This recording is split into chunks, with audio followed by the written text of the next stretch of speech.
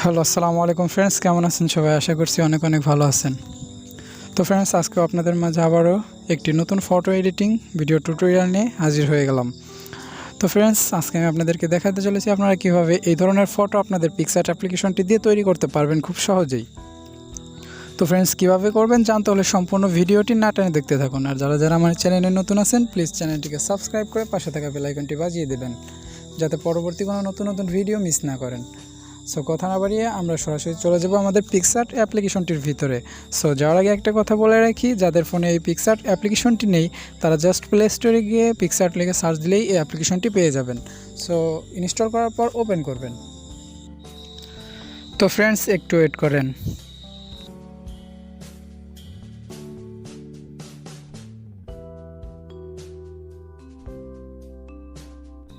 So অ্যাপটি install হওয়ার পর আপনাদের সামনে এমন একটি ইন্টারফেস শো হবে। আপনারা এই প্লাস আইকনে একটা ক্লিক করবেন।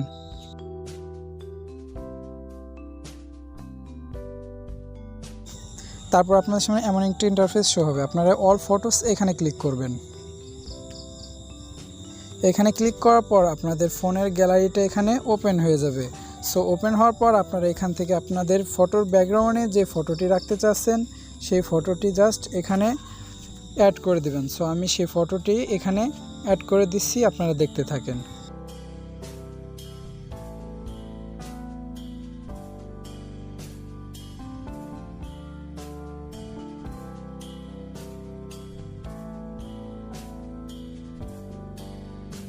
তো ফ্রেন্ডস, দেখতে পাচ্ছেন আমি একটি ব্যাকগ্রাউন্ড ফটো এখানে অ্যাড করে দিলাম।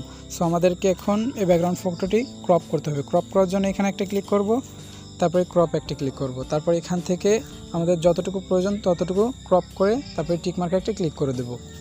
সো ফ্রেন্ডস, আমাদের ব্যাকগ্রাউন্ড ফটোটি অ্যাড করা কমপ্লিট। এখন আমাদেরকে একটি ফটো অ্যাড করতে হবে এখানে। অবশ্যই সেই ফটোটির ব্যাকগ্রাউন্ড রিমুভ করা থাকতে হবে। তো ফ্রেন্ডস, ফটোর ব্যাকগ্রাউন্ড কীভাবে ইজিলিভাবে রিমুভ করবেন এই নিয়ে আমার চ্যানেলে একটা ভিডিও দেওয়া আছে। সেই ভিডিওটার লিঙ্ক আমি এই ভিডিও ডিসক্রিপশন বক্সে দিয়ে দেবো, আপনারা ওইখান থেকে দেখে আসতে পারেন। সো আমি সেই ফটোটি এখানে অ্যাড করে দিচ্ছি। তো ফ্রেন্ডস, একটু ওয়েট করেন, আমি এই ফটোটি অ্যাড করে দিচ্ছি এখানে।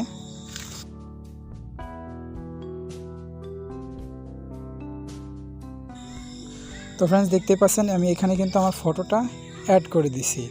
সো এখানে আপনাদের মন মতো করে বসিয়ে তারপরে এখানে নিচের লাইনগুলো ফলো করেন। এখানে শ্যাডো বলে একটা অপশান আছে, এখানে ক্লিক করবেন।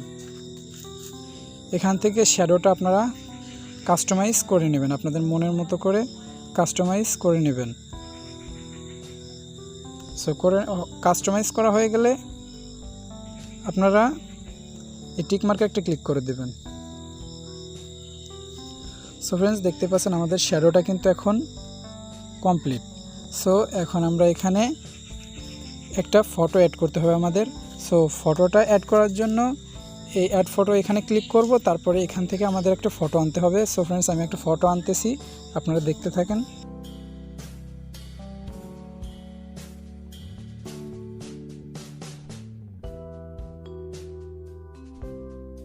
তো ফ্রেন্ডস, আমাদের এই ফটোটি এডিট করার জন্য এই ধরনের একটা ফটোর দরকার হবে। সো ফ্রেন্ডস, এই ফটোটির লিঙ্ক আমি আমার এই ভিডিও ডিসক্রিপশন বক্সে দিয়ে দেবো, আপনারা এখান থেকে ডাউনলোড করে নিতে পারেন। সো এই ফটোটি অ্যাড করার পর আপনারা এখানে নিচের লাইনগুলো ফলো করেন, তারপরে ব্লান্ড বলে একটা অপশান আছে, এখানে ক্লিক করবেন। এখান থেকে এটাকে স্ক্রিন করে দিবেন। স্ক্রিন করে দেওয়ার পর এখান থেকে এটাকে টেনে একটু বড় করে মাঝখান সোজা বসিয়ে নেবেন। বসিয়ে নেওয়া হয়ে গেলে এই টিক মার্কে একটা ক্লিক করে দেবেন। তো ফ্রেন্ডস, দেখতে পাচ্ছেন এই মার্কটা কিন্তু আমাদের এখানে বসে গেছে। সো ফ্রেন্ডস, তারপর আমাদেরকে এখন এই ইফেক্টসে যেতে হবে। ইফেক্টসে চলে যাব আমরা। ইফেক্টসে যাওয়ার পর এখানে তারপরে কালারে চলে আসবো। তো ফ্রেন্ডস, এখানে আসার পরে কালার রিপ্লেস এখানে একটা ক্লিক করব। তারপর এটাকে গোল চিহ্নটাকে আমরা আমাদের পাঞ্জাবির উপর এখানে ছেড়ে দেব। ছেড়ে দেওয়ার পর উপরে একটা লাইন দেখতে পাচ্ছেন, এই লাইনটা আমরা টেনে এই লাল কালার বা রেড কালার এটা করে দেব। করে দেওয়ার পরে এখানে একটা ক্লিক করব। এখানে ক্লিক করার পর এই ইরেজ এখানে একটা ক্লিক করব।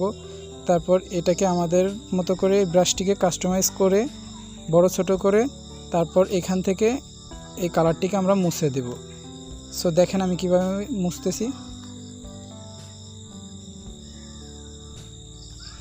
সো আমার মতো এইভাবে আপনারা ধীরে ধীরে চেষ্টা করবেন, তাহলেই হয়ে যাবে। ধীরে ধীরে করবেন, তাহলেই হয়ে যাবে।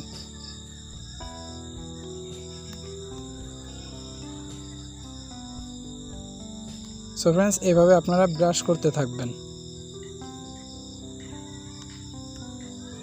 যত ধৈর্য সহকারে করবেন তত আরও বেটার করতে পারবেন। সো ফ্রেন্ডস, নিচের এইটুকু এইভাবে করা হয়ে গেলে এখানে আবার টিকমার্কে একটা ক্লিক করে দেবেন। টিকমার্কে ক্লিক করা হয়ে গেলে আবার ওই টিকমার্কে একটা ক্লিক করে দেবেন।